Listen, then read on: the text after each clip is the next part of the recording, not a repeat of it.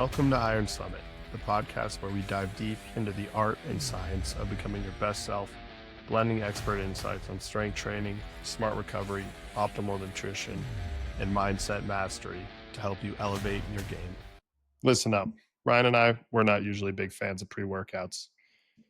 As Ryan and I have discussed a lot in the past, they're either usually full of shit, way underdosed on the good stuff, and overdosed on the stim. Thankfully for us, we have had our prayers answered. Code Nutra just launched their all-natural organic pre-workout called Code Nectar. If Ryan and I were to design a pre-workout, this would be it. 150 milligrams of caffeine from natural sources, green tea and guarana, beetroot extract for the vasodilation, and L-theanine to smooth all that out.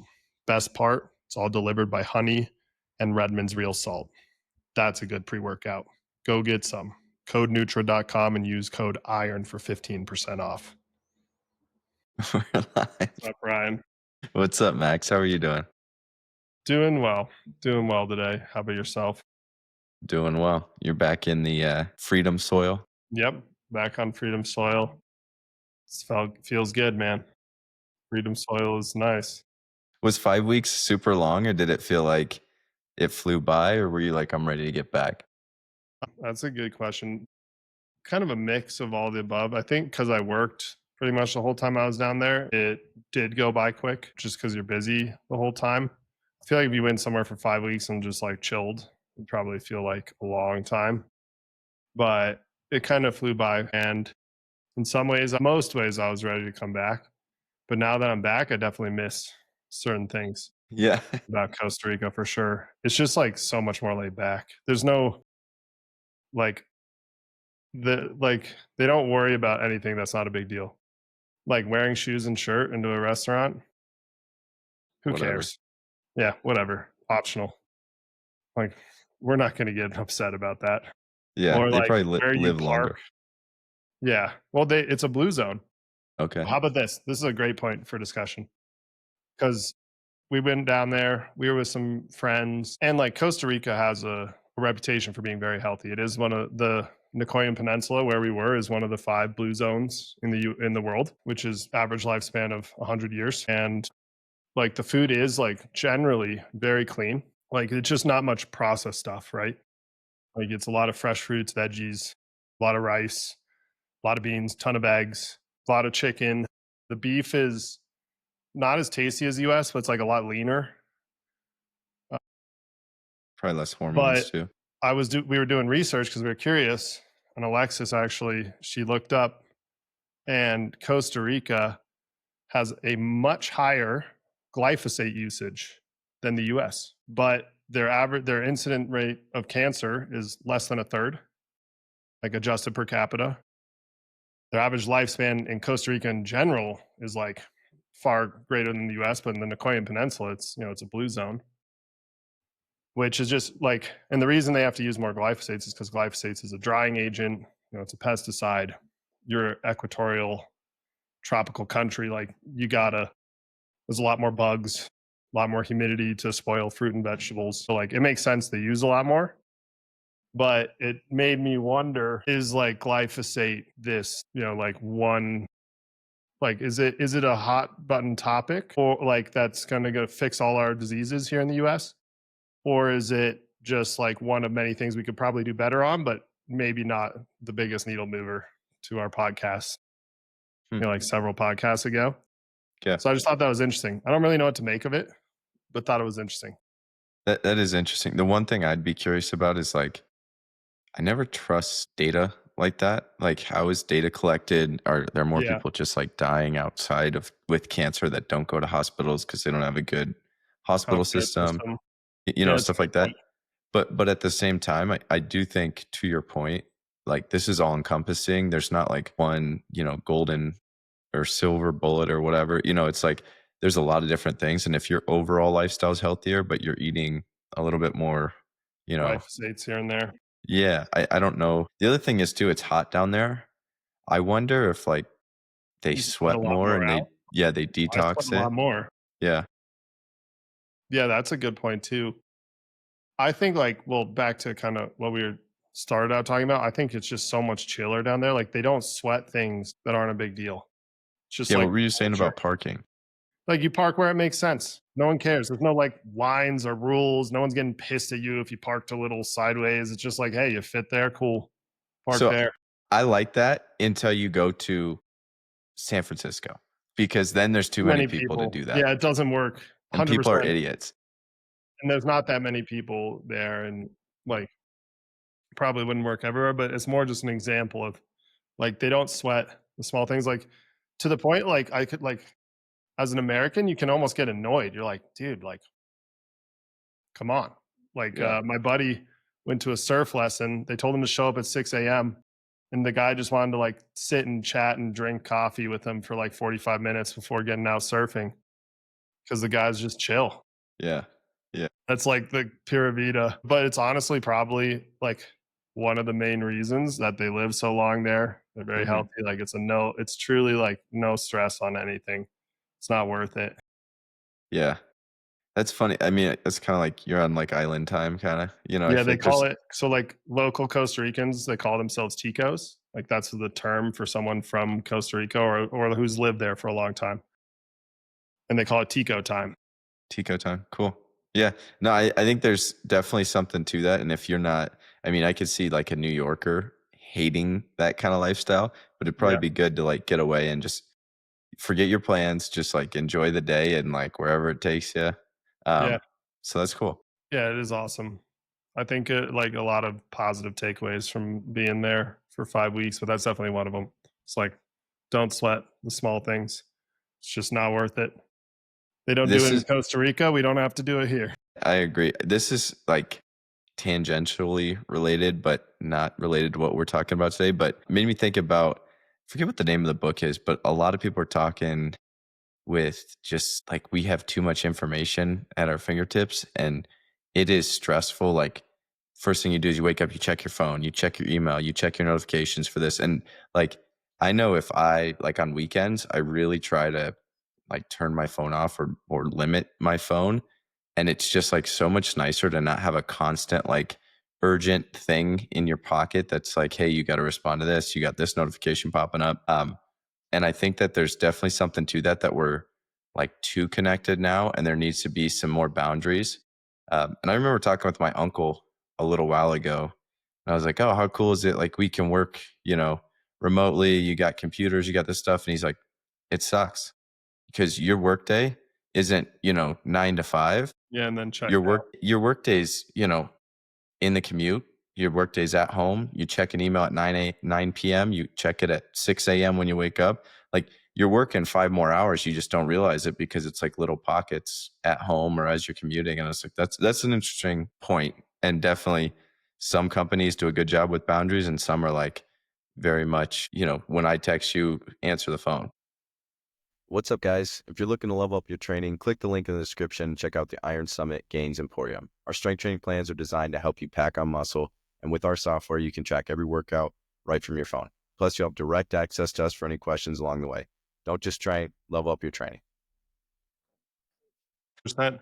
I think you can take it outside of work. Like it can be with just your friends, your family, your social life, like that expectant, like that it, like people expect you to respond Hmm. right away in today's world, and it's just a lot of pressure. It's like constant information, constant feedback, and I do agree. I think it's would be beneficial probably for all of us to like do it a little less, and it's one of those things that it's not like it's like in your face. You don't feel worse from it like right away, but it's like after weeks of like constantly being Yeah. in that like dialed in mode, you start to feel it.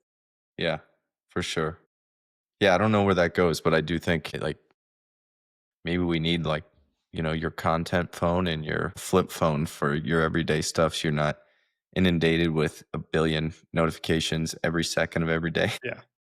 I do agree though. I think that's like the next evolution of really taking care of your health. And this stuff's so new. Like the level of technology we have, our access to information, but I'm sure in 20, 30 years we're going to start just like we're starting to really hone in on aspects of our health through nutrition and exercise, like in a way that we never had before. I'm sure it's going to be the same way with like phone and computer usage, even like AI usage, like all that stuff's going to start factoring into how healthy you are. Yeah. I think one of my favorite things about working out is like No getting distraction. away from the world for, an hour at a time. And like I'll turn my phone on do not disturb. I'll listen to some music or a podcast or something. And like you can't reach me unless you're my wife, and it goes through my notifications. Like it's just a time away from the world to reset and kind of chill, Yep. Your wife and I. Yeah. And Max. Yeah, that's right. You're on that list. No, I think, yeah, you're so right. It's like that meditative state. It's one of the best reasons. But I do want to, real quick, you listen to podcasts while you lift? No. Yes, but no. So it depends. What's that mean? Well, okay, I used to a lot more. Now I rarely do, but like usually if I'm doing like accessory work or if I'm like finishing like cooling down on like Yeah, a then bike for 10 minutes. But like let's say I'm like just really bored of music for I kind of go in waves. I'm bored of music. I'll play some like hard music for, something that amps you up for big compound lifts where I'm like, I really got to get up for these. And then when I'm doing, sets of, I don't know, 8 to 15 reps and doing like slow controlled like sets on accessory stuff, sometimes I'll throw on a podcast and be like, all right, I was interested in learning about this. Like, let me listen to this while I work out. yeah, I'm stuck in multitasking, so I just can't do it. I just retain nothing. It's not that it's like not interesting to me. I see the appeal. It's just like in one ear out the other. I just get bored if it's like 3 minutes in between a set or something like that. Like I need something to think about. And I don't know, just sitting there listening to music. Sometimes I'm like, all right, the music doesn't have the same effect when you're just sitting down doing nothing. You should you should do nothing to train it. No music, no podcast. Honestly, sometimes I'll do that on like a walk. If I'm taking a walk, usually I like to I listen to think a it's a good podcast. thing to do for It's sure. good to like shut all the noise. I agree. Yep. Just be there. It is boring, but I think we as people have lost the art of being bored, which I know there's a lot of science coming out around how like important boredom is and letting the mind wander, For sure. and we just haven't done it. No, I agree. I definitely think that's something I'm not great at. Even if I'm like standing in line at the grocery store or something, I'm like thinking about something else that I need to do. And then I'll like pull up my phone and write a reminder or, go check this email or, do something. Yeah. It's hard to find that balance. But let's talk about our topic today, Ryan. Let's do it. I don't know how to segue from that into our topic, so I, we'll just get into it. I think this topic though is semi similar, like how to actually make habits stick. And we're specifically talking about your health and fitness habits. But I think the problem isn't the information on this stuff. Like everybody knows, like if you want to be in better shape, you want to be stronger, like you got to consistently work out. I think people fall off because they go through phases of consistency and different, levels of motivation. And so today we're just talking about how to turn this into a lifestyle and how to like create this habit for you where your health and fitness is at the forefront instead of, kind of falling off anytime life gets busy. Yeah, I think this is a hugely important topic. It's probably, and you and I have talked about like the hierarchy of health and fitness, and we should probably do another episode on touching on that again because I'm pretty sure that was our first episode ever, Hmm. and it's something I'm more convicted in now than ever. But like none of it matters unless there's consistency. So that's why I love this topic because like if there's one thing you can do to truly improve your physique or become a better wrestler or better at any really anything. It doesn't even have to be health or fitness related. I think it's just the lens we'll look at it through today, but it is consistency. Like consistency is what kills. And you and I are both big proponents of that. So I love this topic. Yeah. I was thinking when prepping for this, we got to our next merch drop. We got to have consistency kills on there or something. That's such a good tagline. It's the truth, man. That's It the really is. magic sauce right there. That's just end the episode. But if you're going to like, before we start this, I've shouted this book out before, but Atomic Habits is a great book to talk about kind of what we're talking about today and how you can add new things into your life. But I think the biggest thing is like you got to create this scaffolding around what you're trying to do so that you don't just fall off when the emotions change and when, you know, you had a stressful day, when you're tired, when, you know, something happens. And then I also think people try to change way too much all at the same time. Pick one thing and do it consistently. And then Yep. once you're done with that, that's motivating to try something else and stack more. But just like if you're like designing an experiment, if you change 15 different variables, it's really hard to track the progress and really hard to understand like what's actually going on. And it's overwhelming. Like if you miss one day, you just missed 15 things instead of you miss one day, you missed one task. Uh, start with one thing and then start adding more. Yeah. And to add to why that's important is consistency is really, it's a skill. So if you can like start with one thing, you get good at doing that one thing. Now you can add a second thing. And now you're able to do two things consistently, and then you can add a third thing. And it just gets easier and easier to make those changes stick. And then it becomes a lifestyle, which is like the ultimate goal. And all of this is when it's just what you do and it's not hard anymore. It just is. Yeah. I think that's a great point. Like the mental side of this one is like if you can have a bigger why as to why you want to do something or why you're trying to achieve something, it makes it a lot easier on the days you don't want to do it. And you can go back to like that foundation of like, hey, this is important to me because of this.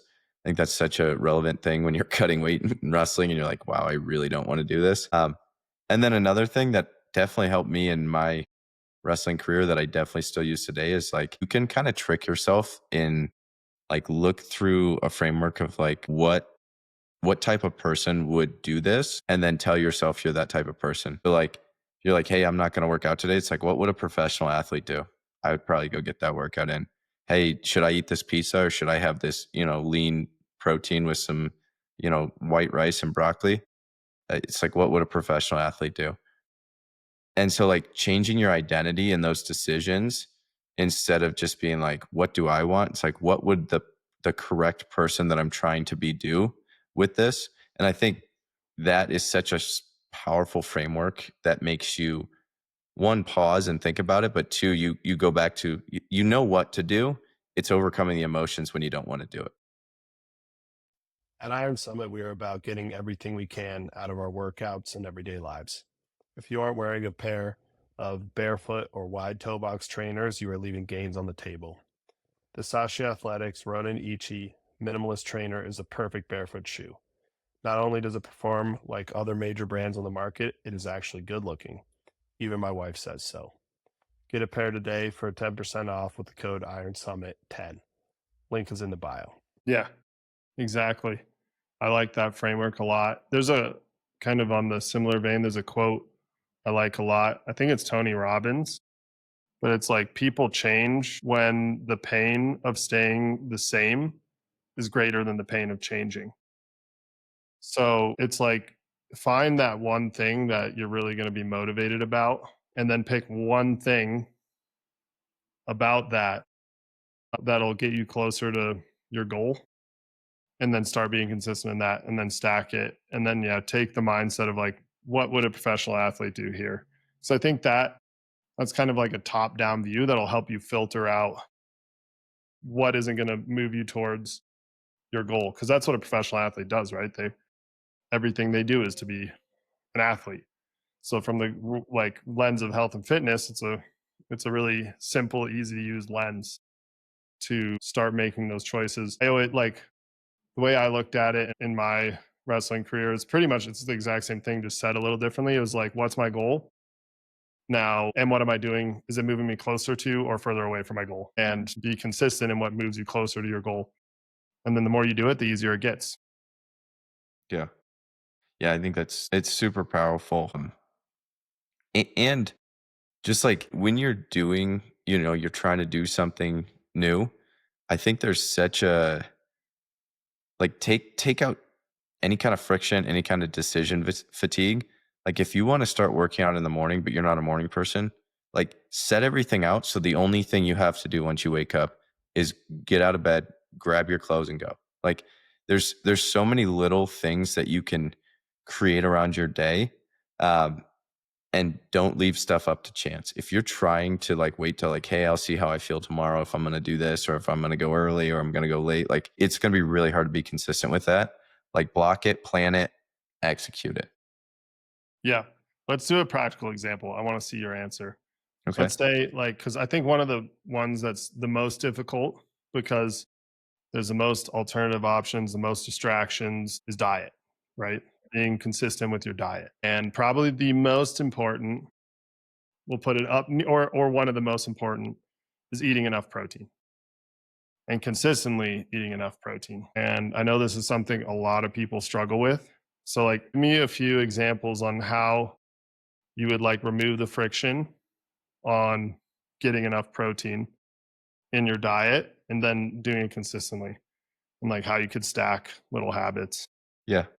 I think that's a great question. Like to start, I know that if I'm going to hit 200 grams of protein in a day, I got to get 50 with breakfast, because like just realistically, if you're eating 20 grams of protein for breakfast, you're in a hole all day and it's really hard to catch up. So that'd be one. Two would be I'd meal prep and pack and make sure that there's easy options when stuff gets busy. You know, I know that like if I get called into a meeting, I'm going to be like late on lunch or something like that. Like I got a protein shake. I'm going to drink, 30 to 50 grams of protein in a protein shake, and I'll eat that meal later. Um, and then I think you got to fit into what your schedule is. Like typically what I'm doing is 3 meals a day and a snack, sometimes 2 snacks, depending on the day and the training volume.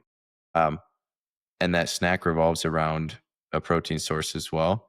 And so I think about, something that's easy for me is always like protein powder, maybe have some extra chicken meal prepped, or Greek yogurt, or sometimes milk. And it's like, okay, I know that I can get 30 grams of protein in 15 seconds for snacks, and then making sure I get 50 grams of protein with breakfast, and then making sure, I'm having 8 ounces of meat with lunch and with dinner. And then I know for sure I'm going to hit those.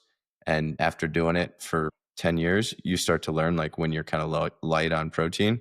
And we live in a society where even if you're traveling, I guarantee you there's a gas station where you can get 30 grams of protein really quickly for, $5.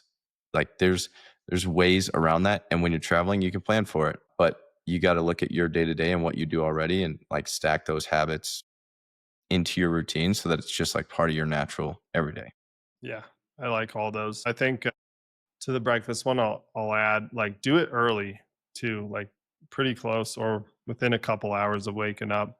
Because if you eat breakfast at 10, then you're playing catch up. Yeah. You know, It's a good it's point. like timing is important on that one. And yeah, I think I agree. Meal prep is super important, because then it removes that friction of like, oh, I gotta cook 8 ounces of meat. I'm at my office. Yeah. Like, how am I going to do that? So yeah, I think the meal prep is huge. And I do think like planning a meal structure, just when you have protein be the centerpiece of every meal. Yeah. Like, okay, for you, it's 50 grams of protein a meal. What's my protein in this meal? And then I'll fill everything in around it. And then boom, you've now created a structure around getting your protein. You can start to execute on that consistently. And then you can start adding in, okay, now I want to get my healthy fats. Like, how do I do that? And you could go through the same exercise on healthy fats, like 3 eggs in the morning is a good source of protein and healthy fats. And you start doing that for months, and then layer in the carbs. And now you've got like a really balanced diet and you're being consistent on that. So that's kind of like, I think it's a good example on how you can build a habit. And I do think diet is like the hardest one for people to be consistent on. Yeah. I think also the like consistency aspect of like sometimes people don't want to start because they're like, I'm not that motivated. I don't think this is going to work well. Like it seems overwhelming. But when you start seeing those little wins, it's more motivating to like go get more little wins. And so you hit your protein goal and then you're like, oh, I want to hit my fat goal. I want to hit my carbs goal. I want to hit my workout week for the week goal. Like it's amazing to me, like starting a book, the first 10 pages, you're like, gosh, this is going to take forever. And then you start reading and you're like, oh, I'm halfway done. I want to read more because I really want to get through this. I'm close to the finish line. I can see it. And so don't underestimate like those little, once you see progress, there's a lot of motivation in stacking little wins.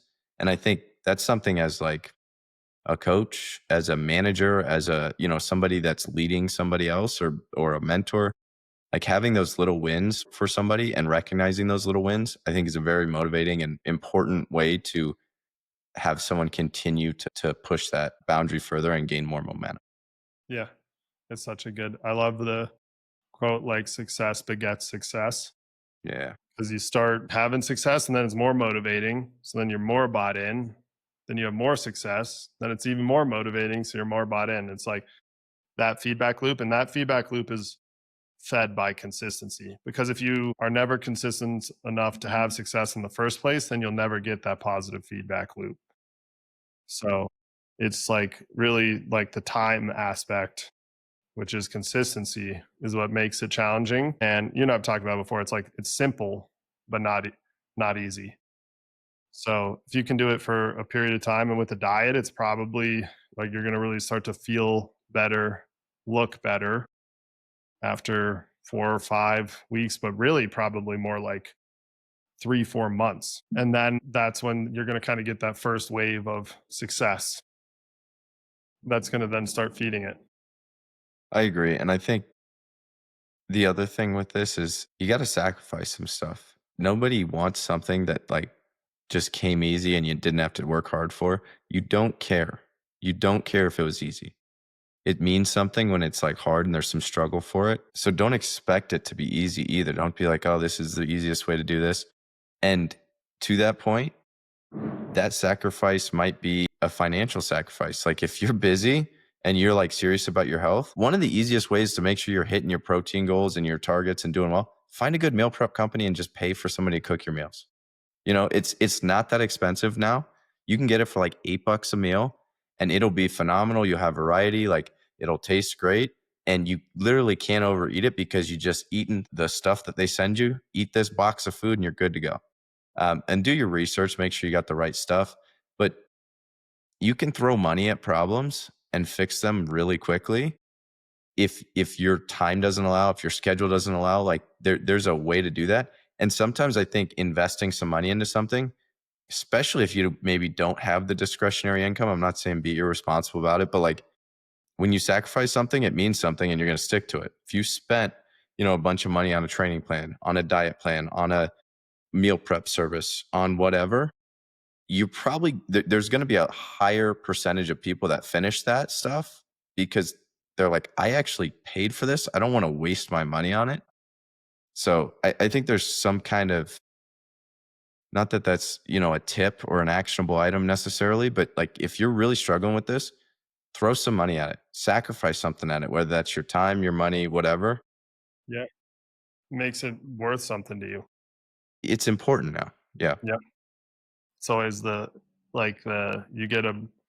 can get this when you're a little kid, like you get a bike just because your neighbor gave it to you, or you get the same bike from Target and you spent like your chore money, spent $25 on it. That bike you bought is worth so much more to you because you Right. worked for it. Yeah. So it's a great point. Like put some money behind, hire a trainer, hire a nutritionist. Like now you've put some resources behind it. You're bought in, literally. Hmm. You bought in. You have So skin now in the you're game. yeah, you got skin in the game. So now you're gonna be more motivated to stick to it. Yeah. It's such an interesting concept too. I think about that a lot with companies because there's a fine line between for individual contributors to get them to have an owner mindset and how to give, equity versus, just salary compensation. Like it doesn't work for everything. And there's certain jobs that are always going to be like an hourly job. But I really think like the consistency of a regular income plus, some kind of variable comp that's like Yeah. buy-in into the company where it's like, hey, when we do well, you do well. It's really important when you have a high, you know, somebody that can really create change for the company is going to work a lot harder when they see the upside on it. And it's the same with your life. Like add buy-in to something and you're going to try a lot harder. You're going to wish, you're not going to just waste away 10 grand and be like, well, I gained 20 pounds, didn't lose any weight, and I'm worse off than when I started, plus down, a bunch of money. Like it's a good way. to get some skin in the game is really invest in it. Yep. How would you think about, because then this is a point. Let's go with diet. I think a lot of times what's holding someone back from being consistent is like placing their bets in the wrong area. Like someone who just doesn't have the knowledge on what the big movers are or like the high levers are going to put money and effort into things that really aren't going to move the needle for them. And then they get in that negative feedback loop where their life isn't improving, their look isn't changing, they're not feeling better. They're just still wondering like, why is nothing I'm doing working? So like, how would you like go about addressing that? It's a great question. I think there's a hierarchy of everything here, and you got to have some kind of self reflection or ask somebody that, knows this stuff better than you where they think you are on a spectrum. And like, if you don't know what you don't know, your first step is to educate or pay somebody to educate you. Like, there's that. If you know what to do, but you're struggling with consistency, there's a different set of rules for you. Maybe that's where you get an accountability partner. You make sure your spouse is on board. You're buying the right things at the grocery store, or you're hiring a meal prep service. You're hiring somebody else. Like there's a certain level of baseline knowledge, I think, here. And so if you're like, hey, I'm starting ground one, I know absolutely nothing. You can either spend the time and the sweat equity of educating yourself, which is easier than it's ever been with the internet, but you also gotta be smart Yeah, about where you're looking and weed exactly. through some stuff. Because there's sharks out there now, like people preying on those who don't know to try and like capitalize on their naivete. And so you got to like, it's hard to pick like which source is the source. And for you and I, it's like we know kind of like what the, at least from a like a baseline level, what the truth is, like what the high mover levers are for your health and fitness, but some people don't. And then they look for the wrong guidance. And there are people out there willing to give the wrong guidance because they're getting paid. It's for sure. It's 100% an issue. But at the same time, that's where you defer to. It's not a perfect rule, but generally somebody that has more credentials knows more, Yeah. That's and a good there's way to some look at it. level of like, hey, I trust them. They got a CSCS. Like, I think they're going to do well with this. They are a registered dietitian. Like, I think there's certain certifications that are junk, or just because you have a certification doesn't mean you're good at something. But I think if you really don't know where to go, you're It's better some off going litmus that route. test. Yeah. Yeah. Yeah. It's like some indicator that there's at least some level of credibility there. Right. I mean, that's why we go to college, right? Like degrees, I think there's certain degrees you really need in college, and there's certain that's just like a stamp of approval. Like this person has a baseline knowledge to get through a tough, class load, and they're an independent thinker now. And it's like, okay, I'm not taking a huge risk because I know they can commit to something for 4 years, and I know that they can get through, finals weeks and, class projects and stuff like that. And so look for certifications. If you're past that where you know enough to be dangerous and you're looking for more help, you're on a different rung of the ladder and you're looking at, how can I optimize this? If you have an unlimited budget, you could make this super simple for you and just hire stuff out and quit the decision fatigue. Somebody else is making your food, somebody else is creating your plan. All you have to do is schedule your time and go get the work done. And then I think most people are in between where they're like, I understand some basic principles. I could probably continue to educate. If I feel like I need help, I could hire somebody else, or, maybe it's time for me to get an accountability partner to maybe sit down with your spouse and have a talk about, hey, these are what I'm trying to do. This is how I need support from you. Like, this is my plan going forward. But I think you need to plan it. You can't just be like, on Monday, I'm going to eat better. Like, cool. What does that mean? Yeah. Well, let's maybe with the last like 10 minutes here, so there's some practical advice. Let's like not talk about the things that aren't high impact levers, but let's like what are the just keep it really simple. What are the three highest impact levers you can pull or be consistent with? Another way of looking at it, like what are the three things you can be consistent with to make the biggest impact on your health? That's a good question. I think number one, you gotta remove friction to where you can guarantee you're working out, 3 to 5 times a week. So consistent exercise. Consistent exercise, whether you need to block that off or find if your schedule is really irregular, you better get to bed early and you better wake up early and get it done. Um, I think the second thing is Wait, what kind of exercise? I want to drill it in here. okay. I would say strength training, and I think there should be some Agreed. kind of cardio aspect in there. I'm not saying you should crush yourself on cardio, especially if your goals are muscle, but like or building muscle. But I think you need some kind of move your body, sweat, and cardio outside of just lifting weights. Yeah. So consistent exercise, strength training, and cardiovascular 3 to 5 times a week. I agree with all that. That's high impact lever number one. Find a way to be consistent with that. Yep. Um, Number two, Max. I don't know if you agree with this, but I think you would. I think I know you well enough. You're gonna have to figure out the food, and that's I think a practical tip for that. Create a grocery list. You're gonna have to have items that you can eat, not just like this is. I hate everything in here. Yeah. Follow an 80-20 rule. Make sure you have like a list of good items that you're going to be able to consistently eat and hit your macronutrients. Like, I'm not saying you have to have a fully mapped out, I need 200 grams of protein, 300 carbs, 100 grams of fats, but have a general idea um, and buy clean, healthy food and have it all prepped so that when stuff gets tough, you have some stuff ready and you're not just like going to Taco Bell to eat because you're hungry. Yeah. I agree with that one totally. I would say on the food, like the most important thing there is like calories in versus calories out. Just Absolutely. have an understanding of that. Because if you're eating really healthy food, but you're eating in a caloric surplus of like 1,000 calories a day, your health isn't going to be great. Right. Or a deficit of 1,000 calories a day, same thing. It's not going to be great. So, like, I would say, like, yeah, first thing is find a basic understanding of like how much food you need. From there, yeah, like you said, have a grocery list of 80-20 whole foods to like processed goods, and then just focus on eating a lot of protein, like we started talking about. And if you can do those things, your health is going to generally improve a lot.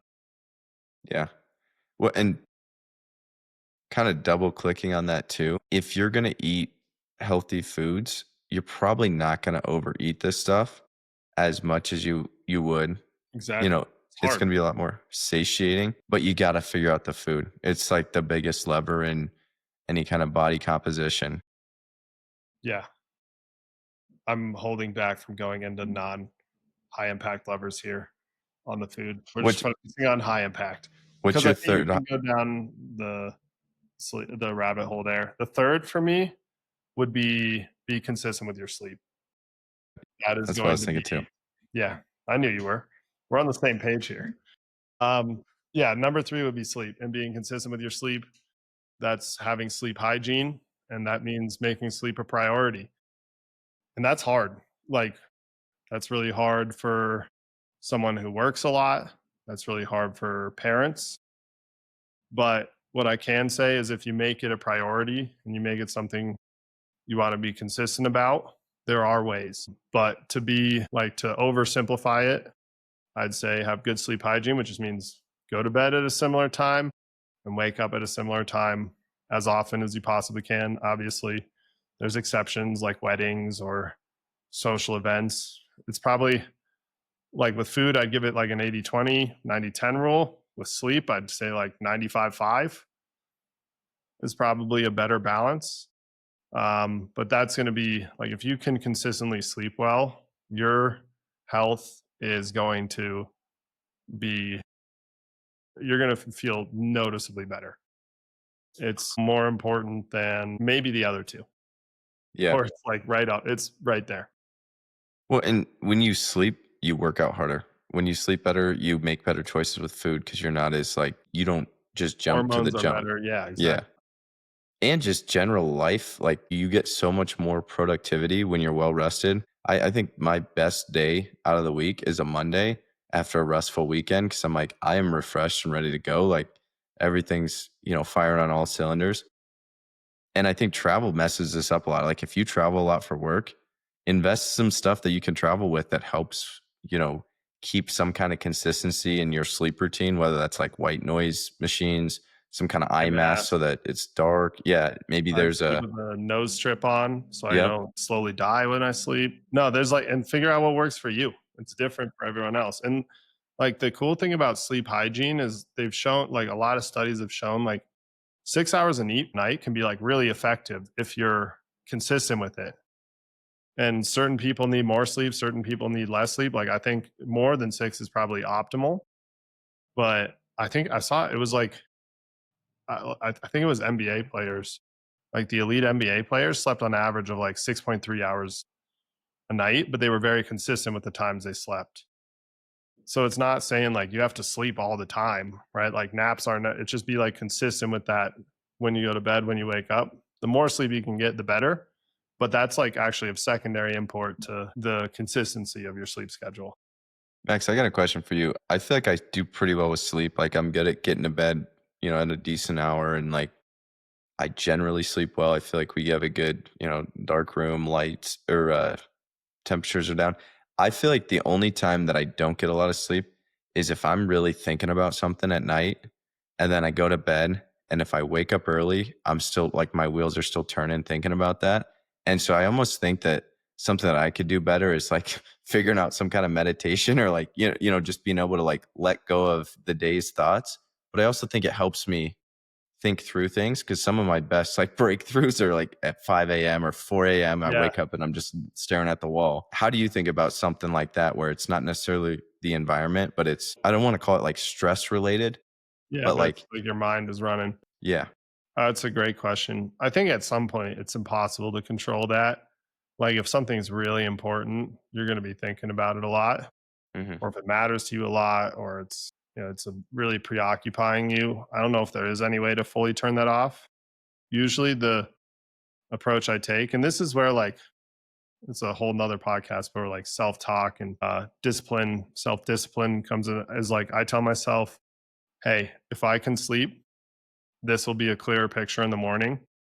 So like stop thinking about it. Hmm. And then if I have a really hard time like calming my brain down, I will actually do meditation. And I'm not like a meditation expert, but what I do is I do box breathing where I just count my breaths. I'll do 4 seconds in, 4 second hold, 4 seconds out, 4 second hold, and just do that until you fall asleep. Yeah.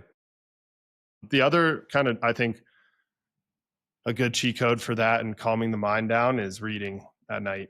I was Because just going to say, if you are preoccupied with something, like reading forces you to take your mind off of whatever is preoccupying you and put it on the book. And I actually think like take it one step further, read something that isn't like self-help or fiction, read something that's like fantasy. so Just like I was totally going to say the disconnect. exact opposite because I feel like sometimes you get so deep into those books. It's like read something kind of boring. So after a couple pages, you're tired and ready to sleep. See, I mean, I doesn't the topic doesn't matter. Reading makes me tired, dude. But I feel like the fantasy, like if I'm really trying to like take my mind away from something, if I read a boring book, I'm just gonna be thinking about That's a what good I was point. preoccupied with. Whereas if I read something that's like really enthralling or fantasy where you're like submerged in a different world, you stop thinking about what you're gonna think about and then things kind of just chill out and fall asleep. Yeah. Reading is a huge one though. Like I was pretty bad about it in college. Like I'd watch TV in bed. Since switching to reading in bed, I'd say my latency, which is like how long between I get in bed and fall asleep, it's like less than 10 minutes. And then I think the more you do it, your body just starts to like, okay, you start reading, it's time for bed. Bad news is you don't get through books very quick, but you get good sleep. Yeah. I think it's a good point. I think reading's good. To that point, put your phone away early. Like it's easier to not like think about stuff if you're not checking, emails at 9 o'clock at night. If you put your phone away at, 6:37 and you're like, hey, I'm just, lights are turned down. I'm not in like high stimulus environments. Yeah. I think that helps you Yeah. wind You down too. start, all these things like add up. Like I think it's like we were talking about before with your phone and notifications, but just like these little stressors that don't seem like a big thing by themselves. But when you're watching TV on your phone, talking to your spouse, answering work emails all at the same time within 15 minutes of going to bed, like your mind is going. So Yeah. yeah, try and start slowing things down an hour before bedtime. Yeah. I like it. Yeah. So So consistency kills, and 3 of the biggest levers you can pull, super basic, is consistent exercise 3 to 5 times a week. Resistance training is definitely has its place in there. Your diet, which that's just being 80-20 good. Eat mostly whole foods. Focus on your protein as the centerpiece of every meal or snack. I think that's a good way to simplify it. And then third would be sleep, and sleep on a consistent schedule. Use little tricks like turning down the lights, reading before bed. You do all that stuff, you're going to be feeling pretty good in a few months. love it.